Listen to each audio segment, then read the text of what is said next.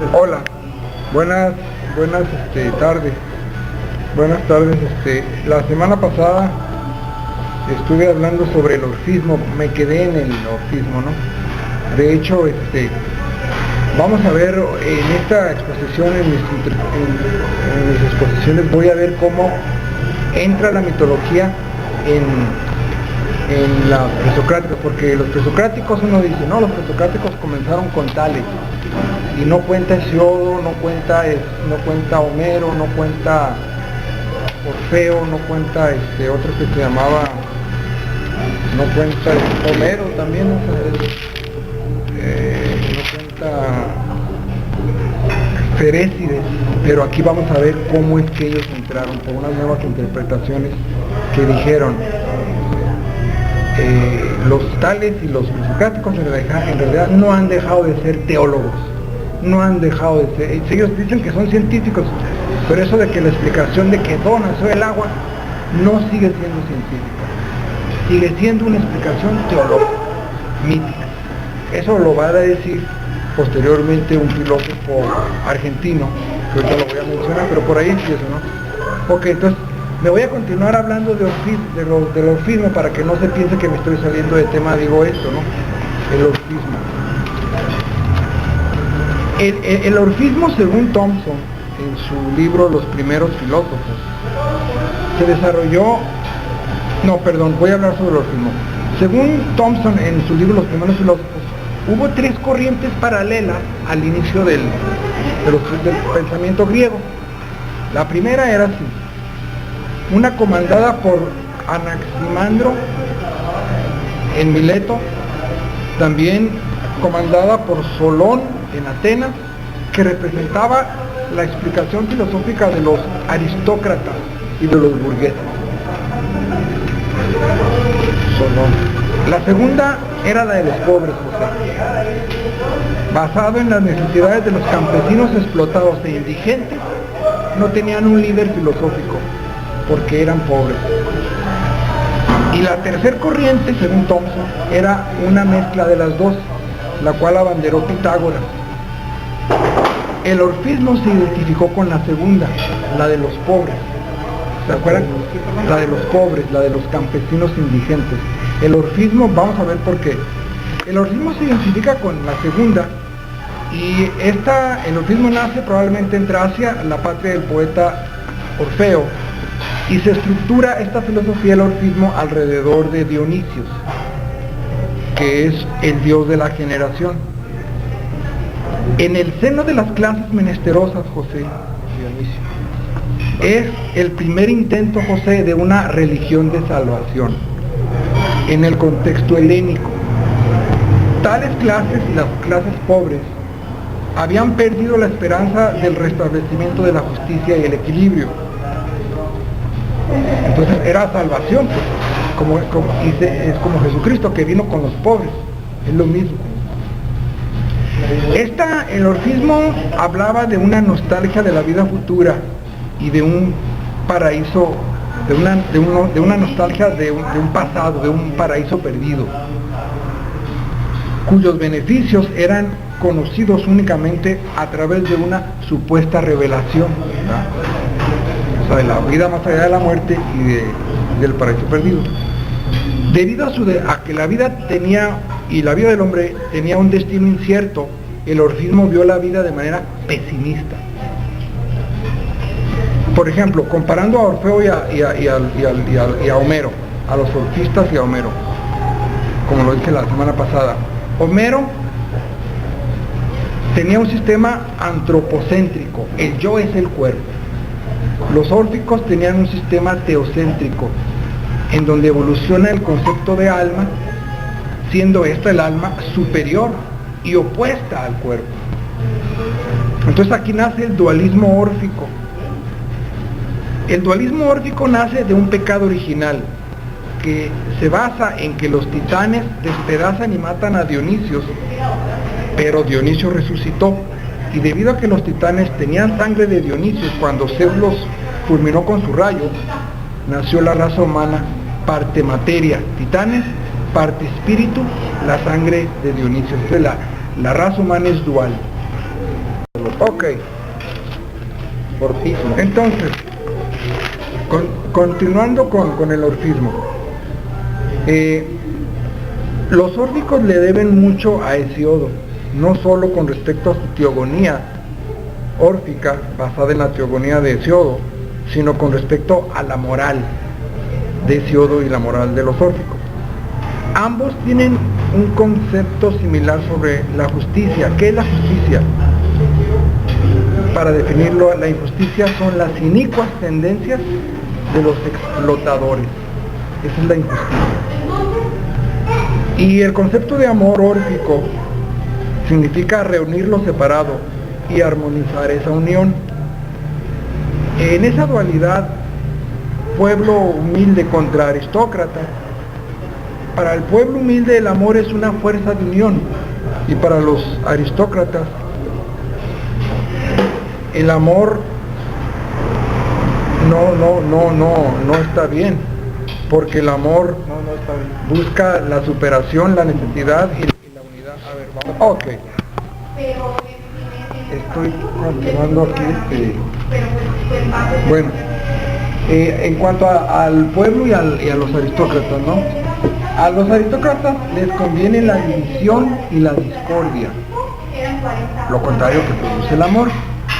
Entonces los aristócratas son los malos de la película, ¿no? Los explotadores, los injustos para el orfismo. El orfismo es que dividen. El orfismo es humilde, pobres, etcétera, ¿no? Ok, ahora me voy a pasar a Hesíodo. Hesíodo aparece en el siglo VI a.C., es un poeta de la antigua Grecia, y hay distintas opiniones con respecto a su edad en que vivió. Por ejemplo, Genófanes, Filócoro y Eratóstenes dicen que primero fue Homero y después Hesíodo. Una obra tardía llamada El Certamen dice que fueron contemporáneos. Y Filóstrato y el libro La Crónica de Paros, que es una tabla cronológica de héroes míticos, dice que antes que Homero fue Hesíodo. La investigación actual considera que Homero fue primero y sitúa el nacimiento de Hesíodo en la segunda mitad del siglo VIII a.C. o la primera del siglo VII a.C. Lo que sí es seguro es que Hesíodo es anterior a Simónides de Ceos, un poeta cuyos trabajos inspiró Simónides a Hesíodo. Sabe que fue primero porque Simónides inspiró a Hesíodo. También Arquiloco de Paros fue contemporáneo. Hay una fuente común. Arquiloco de Paros tiene muchas coincidencias con Hesíodo, muchas coincidencias. Arquiloco de Paros. Ahora, sobre sus datos biográficos, solo su fallecimiento proviene de Aristóteles, o sea, todos los datos biográficos provienen de Hesíodo mismo. Quien narra su vida es Hesíodo mismo, y quien narra su muerte fue nada más Aristóteles, quien menciona la fecha en que murió y el lugar, ¿no? Ahora, Hesíodo tenía un hermano que se llamaba Pérses, de ahí viene la palabra perezoso. Fíjense por qué. Porque era un hermano en pleito, porque la herencia se la gastó, la despilfarró, y en un juicio le ganó a su hermano Hesíodo, que se portaba bien. Después se la volvió a despilfarrar porque le dio una parte a Hesíodo y se lo volvió a gastar, e intentó otra vez llevar a su hermano a tribunales, pero esta vez su hermano ya se rehusó a ayudarlo. Según Hesíodo, las musas se le aparecieron en el monte Helicón mientras pastoreaba, porque Hesíodo era un pastor y era un agricultor. Hesíodo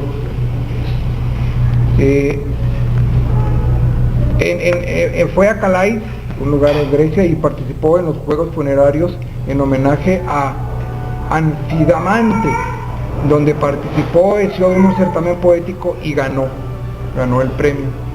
ahí voy a terminar y luego se continúa esto. Ok.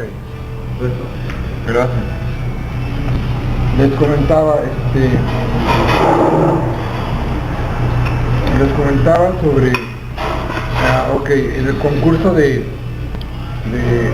que ganó y recibió como premio un trípode, que es una especie de mesita de 3 pies que usan como altar, que ofreció a las musas. Hay una leyenda que representa a Hesíodo como un hombre que buscaba la paz y Homero un hombre que buscaba la guerra. Otra leyenda, según Plutarco, se profetizó su muerte, la muerte de Hesíodo, en Nemeyán. Sin embargo, Hesíodo cambió su itinerario hacia el Peloponeso, ciudad de Ornoe, en Lócride. Pero ahí sedujo a la hija de su huésped, o otra versión, encubrió a otro seductor. Los hermanos de la seducida lo atrajeron a Nemeyán, donde había sido profetizado que ahí moriría, y lo mataron y lo tiraron al mar. Delfines lo llevaron a Rión, al Golfo de Corinto, y lo creces recogieron el cuerpo y vengaron a Hesíodo. El perro de Hesíodo delató dónde estaba sepultado en secreto de los habitantes de Naupacta, con el fin de que los ocómenos no se llevasen los restos. Según Anaximandro, los asesinos huyeron, es otra versión, en una embarcación, pero Zeus los fulminó. Pausanias comenta que algunos admitían como verdadero y otros como falso el hecho de que la causa del crimen fuera de haber deshonrado a la hermana de los asesinos. Cuentan que los de Ocómero siguieron el velo de una corneja aconsejados por la Pipia, que les condujo a la tumba de Hesíodo, y así se hicieron de sus restos. Se supone que el origen de la leyenda y de la rivalidad que había entre Naupacta y Ocómeno, por considerarse ambas como lugar de la tumba de Hesíodo. Fíjense esto que interesante, tanto las obras de Homero como las obras de Hesíodo eran veneradas y eran consideradas objeto de estudio. Escribió 2 obras principalmente, la Teogonía, que es la genealogía de los dioses, y los trabajos y los días, su otro libro, ¿no? También se le atribuyen otras 12 obras cuyos tienen vestigios de fragmentos de esas 12 obras. Hay un libro un libro de Secretaría de Educación Pública de 1987 que se llama Los filósofos presocráticos, de Homero a Demócrito, que lo prologa Federico Ferro Gay. Según él, la teogonía de Hesíodo es más bien una cosmogonía, o sea, los dioses personificaban elementos naturales. Después de explicar el origen de los dioses, comienza el ciclo de las teomaquías, o sea, de las luchas entre los dioses, con el triunfo de Zeus, símbolo del orden cósmico. La teogonía de Hesíodo no es original, según Ferro Gay, pero se aclaran vaguedades gracias a ella del testimonio de Homero. Hay una diferenciación del Tártaro, donde la tierra y la oscuridad por un lado están, y el cielo y el día por otro. Entonces aquí nace la generación por medio de los opuestos. Entonces se dice que la escuela de Mileto es dialéctica, y hay una correlación con la tradición, en la teogonía de Hesíodo hay una correlación con la tradición judeocristiana del Génesis, y ¿verdad? O sea, se parece mucho. Por ejemplo, la serpiente de Satanás es Prometeo, que dan conocimiento a los hombres, ¿verdad? Bueno, en su libro Los trabajos y los días es un poema de Hesíodo donde usa un arete distinto. El arete de Homero era la excelencia de sus héroes, ese era el arte, y el arete de Hesíodo era el ergón, o sea, el esfuerzo humano para someter a la naturaleza. Su hermano, ya se acabó. Bueno, continuando, su hermano Perses, de donde viene la palabra perezoso, piensa Ferro-Gay que se inspira Hesíodo por las condiciones hostiles de la geografía griega que hacen difícil la agricultura. La geografía convierte a los griegos en un pueblo pobre. Dice Hesíodo, con el arete se defiende a Grecia tanto de la tiranía como de la pobreza. ¿Y qué es el arete para Hesíodo? La fuerza de trabajar. El trabajo es igual a explotación, es una visión pesimista. Dice Hesíodo, en los tiempos heroicos de Homero era bonito y eso ya fue cosa del pasado. En la teoría de las 5 edades de Hesíodo se explica la decadencia de la humanidad, así como en la Biblia también hubo una caída, ¿no? En la mitología judeocristiana. Cronos representaba el poder patriarcal en la época de oro, pero luego vino la codicia del gobierno, de los tiranos que nos explotan.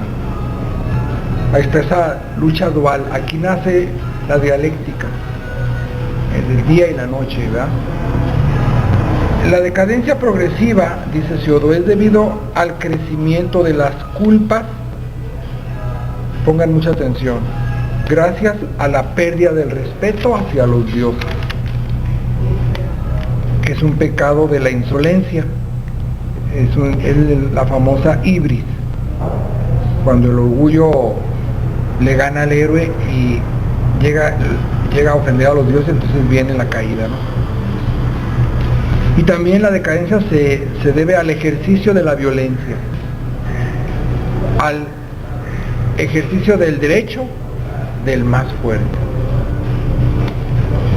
Hesíodo invita al trabajo y a la moderación como una forma de hacer más llevadera la vida. La degeneración de la raza humana, gracias a la repetición de sus errores, como dijo Maquiavelo y Guicciardini, es una cita de Guicciardini, las cosas pasadas iluminan las futuras, porque el mundo siempre fue de una misma manera, y todo lo que es y será ha sido en otro tiempo, y las mismas cosas retornan, si bien con distintos nombres y colores, pero no todas las reconocen, sino tan solo el que es sabio y las observa y considera con diligencia. Entonces para Hesíodo, la raza humana es una raza caída, es una raza degenerada. Gracias a esta caída, el hombre repite sistemáticamente sus errores. Ahí termino con Hesíodo, ¿no? Entonces voy a pasarme ahora a otro filósofo de los originales, antes de Tales, que se llama Ferécides. Ferécides fue maestro de Pitágoras, vivió en el siglo VI a.C., nació en la isla de Siros, una de las islas del archipiélago de las Cícladas, que están enfrente de Grecia. Fue hijo de Babis y fue tío materno de Pitágoras. Junto a Anaximandro, fue uno de los primeros pensadores griegos que escriben en prosa. Fíjense qué interesante, porque hasta ese momento todo era en poesía. Considerado uno de los 7 sabios de Grecia, fue considerado uno según Diógenes Laercio. Ferécides visitó Egipto para aprender teología, estudió los hechos. La teología estudia los hechos o las cosas relacionadas con Dios. Y también visitó Egipto con el fin de conocer la ciencia de la naturaleza más exacta. Se dice que tenía poderes de Ferécides de predicción. Predijo el naufragio de un navío, predijo el asedio de Mesene y predijo un sismo. Él enseñaba en una gruta y Pitágoras lo enterró a él, a su tío, en la isla de Delos, que es la isla más chiquita del archipiélago de las Cícladas. Ok, estaba yo con Ferécides. Pitágoras lo enterró en la isla de Delos. Murió después de salvar a Efesos en una predicción. O, según otra teoría, se suicidó en Delfos. O murió de una enfermedad, o comido por piojos. Diógenes Laercio dice que al morir él, Ferécides, hizo un testamento donde legó todos sus libros a Tales de Mileto.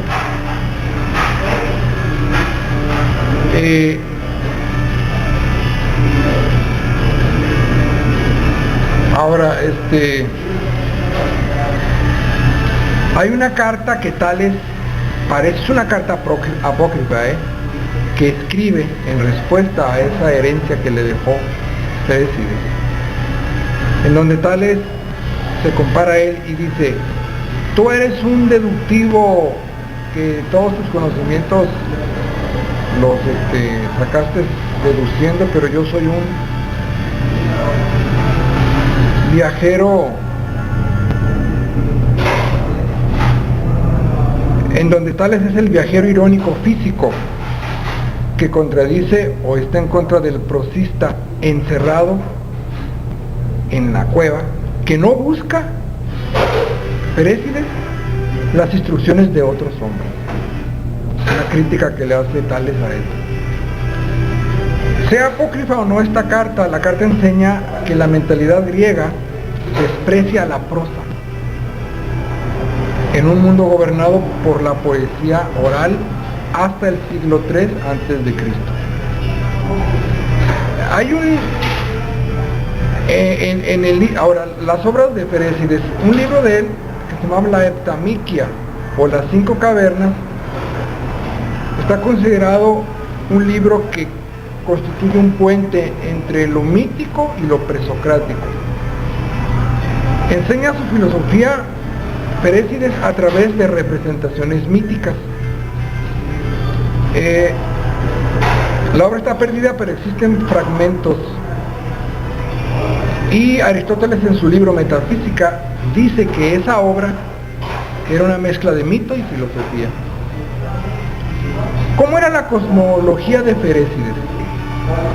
Para él, el dios más grande es Zar, que quiere decir el que vive, y es el rey de los dioses. No es Zeus, sino es Zar. Zar, dije, no es Zar. Su padre, el padre de Zar, Cronos, que es tiempo, surge de su padre, surge el agua, la tierra, el aire y el fuego. Esto es antes del Pedro. Cronos y Zar luchan contra Ofión, que es un dios hombre serpiente, y Zar celebra su victoria tejiendo una bata para Actonia, que es transformada en Gea, que significa la superficie de la tierra. Se fijan aquí cómo los dioses personificados se van mezclando con la naturaleza. Las contribuciones de Ferécides al pensamiento presocrático son: 1. La negación de la creencia en la creación ex nihilo, o sea, de que todo se creó de la nada. La afirmación de la autocreación del cosmos. Y 3. La naturaleza eterna de los primeros principios. Eso es producto de Ferécides. Entonces, lo que tú mencionabas, José, de Ruta del Agua, está sacado de Tales, lo sacó de Ferécides. Marco Tulio Cicerón y San Agustín de Hipona consideran que Ferécides fue el primero que enseñó la inmortalidad del alma. Ok. Ok, listo. Ok, fíjense que Hay imprecisión en cuanto a los límites del periodo llamado los presocráticos. Cada tratadista difiere en cuanto a su inicio y en cuanto a su final. Según Aristóteles en su libro Metafísica, los presocráticos se inician con Tales de Mileto, quien sostiene que el principio de todos los entes es de índole material. La tradición entera de la historiografía pone también a Tales como el primer filósofo. William Keith Chambers Goodyear, filólogo escocés contemporáneo, filólogo clásico, se apoya en Aristóteles para iniciar la filosofía en los filósofos milesios, que son Tales, Anaximandro y Anaxímenes, o la escuela de Mileto. El origen de este tipo de indagación ha sido explicado de manera distinta por la filología y la filosofía contemporánea. Por ejemplo, John Brunet, filólogo clásico escocés, sostiene que en los pensadores jonios el logos se libera de las concepciones míticas imperantes. Esto es posible gracias a la observación.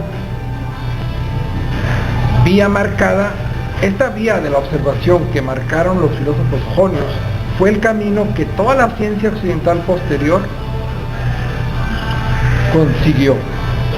Bruno Snell, filósofo clásico alemán de la Universidad de Hamburgo, opina lo mismo, ¿verdad? Que en Tales está el inicio de los presocráticos. Francis MacDonald Cornford, filólogo clásico inglés del Trinity College de la Universidad de Cambridge, profesor de filosofía antigua, en su libro Los orígenes de la filosofía griega, sostiene que el camino de la filosofía sigue un estrecho camino con el camino de la ciencia. Las influencias en la filosofía presocrática son, dice Cornfield, la astrología y la aritmética babilónica, como tú decías, que servían a la religión, esos conocimientos, y la geometría egipcia, que servían a la agricultura. Estas fueron grandes influencias que formaron el pensamiento filosófico. Repito, la aritmética babilónica y la astrología babilónica y la geometría egipcia. O sea que la filosofía y la ciencia están muy pegadas, más juntas, inician juntos, en contraposición de la teología. La filosofía transforma el afán práctico, como tú dices, dominar a un pueblo a través de conocimientos astronómicos, por un puramente teórico al servicio de la religión y del cultivo, a un afán teórico, puramente teórico. Se transforma de un afán práctico a un afán teórico. En el libro La Metafísica sostiene que la ciencia es el primer libro de Aristóteles que ve a la ciencia, que son las matemáticas, como algo especulativo, ya no algo técnico para sojuzgar o dominar a un pueblo. En la visión mitos-logo, que es la visión que yo he compartido más en esta reunión, como tú lo mencionabas, existen lazos consanguíneos entre los humanos y los dioses, y todos los fenómenos atmosféricos, las enfermedades y la muerte, e incluso los impulsos psicológicos son producto de fuerzas personales que interceden en los asuntos humanos. Por otro lado, la bandera que tú abanderas, José, la filosofía ciencia considera que hay un orden subyacente al caos por fuerzas impersonales. Por ejemplo, para la visión ahí se terminó. Fíjense que Está precisamente esa dualidad entre la visión mitologos,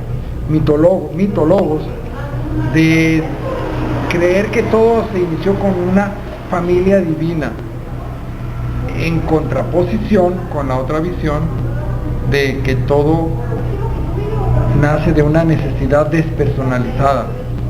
En otras palabras, es una lucha entre fe en la religión o fe en la ciencia. Eggers Land, un filósofo argentino fundador de la Sociedad Platónica Internacional, doctor en filosofía por la Universidad de Buenos Aires, también pone en relieve el nacimiento de la ciencia con el despliegue de la filosofía presocrática. O sea, la ciencia nace con el despliegue de la filosofía presocrática. A Parménides se le atribuye la primera demostración deductiva de la historia de la ciencia, cuando habla de la esfera y todo eso, ¿no? Los filósofos presocráticos iniciaron aportaciones a la ciencia, ya sea matemáticas o a las ciencias naturales, porque ambas, tanto la filosofía como la ciencia, quieren y buscan validez universal, pero difieren en que la filosofía ve el universo de una forma total y ordenada, y la ciencia prescinde de esa referencia al mundo. Ahora, Francis McDonald Comfort vincula el inicio de la filosofía con las distintas manifestaciones de la poesía religiosa. Aquí viene una contradicción a la que ustedes dicen. Aristóteles en su Metafísica habla de los teologizantes. ¿Quiénes son los teologizantes? Hesiodo, los órficos, Hesiodo, Homero, o los autores de cosmogonías. Y que los presocráticos opinaron sobre la naturaleza. Ahora, según Comfort, la física milesia no tiene nada que ver con la ciencia y con la observación directa de la realidad. Aquí viene una contradicción, es otra visión.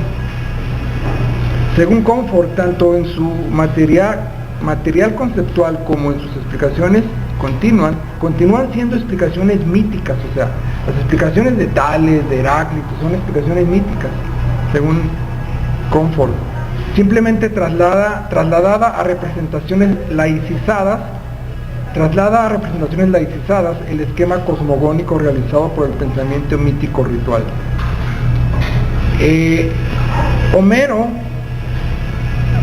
concibe su cosmogonía como una distribución entre los crónidas, los hijos de Cronos y Rea, de diversos lotes y honores, una jerarquía de dioses.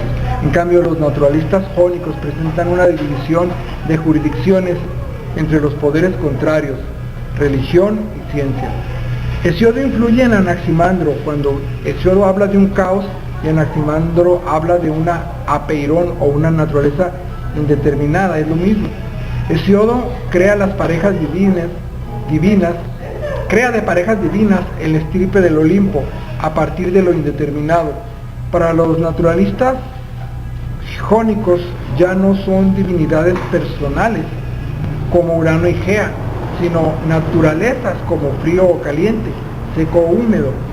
Entonces aquí viene que es lo que les decía yo, que en la edición de los fragmentos presocráticos de los alemanes Kranz y Diel, en la edición de 1935, gracias a esta visión de estos filólogos